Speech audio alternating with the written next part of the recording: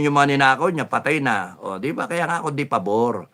I am more in favor of hulihin, tapos nun, litisin, kung guilty, ikulong, waiting sa death row kasi kung may death penalty, and then, habang hinihintay niya na himasmasan siya, kung may torture o whatever, crimes against humanity yun eh.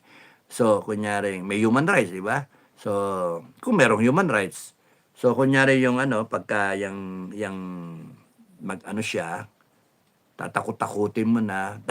Sipin niyo yung meron kang recording, may recording ka, yung mga horror, okay, yung mga palabas sa Guantanamo Bay, di ba? Yung sisigaw, aray ko, tapa na, masakit! Oh, pero actually, meron kang binigyan ng sigarilyo o halo-halo para lang sabihin yung nire-record mo. Tama na po, sir, ayoko na. Amin na ako. Gabi-gabi, ipe-play mo doon sa selda niya.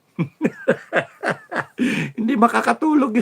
Tapos kita mo yung torture doon na aminin na niya lahat ng ninakaw niya eh. O, kasi papatayin siya, di ba? Isipin niya, doon na lang siya sa isla. Kasama niya yung pamilya niya, kasama niya lahat ng barkada niya magnanakaw. Doon sila. They have no citizenship. They're not Filipinos. They are human beings. They're still children of God.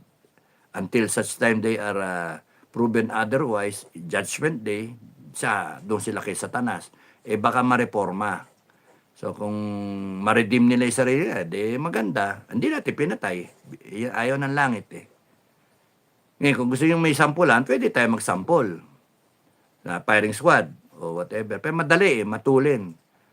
I'd rather na torture the person para tas i-record natin. Oh, kita nyo, tingnan mo tong amo mo. Tingnan mo tong bossing mo. Oh.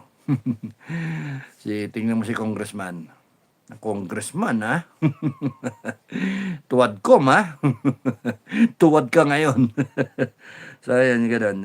I'd rather na get information from them where they are, seriously get information and then magkaroon siya tayo ng kung saan yung nakaw na pera, gano'n. Baka magsalita rin pamilya and then dali sila sa isang isla. Ang proposal ito sa itaas, no? Sa itaas. Itbayat.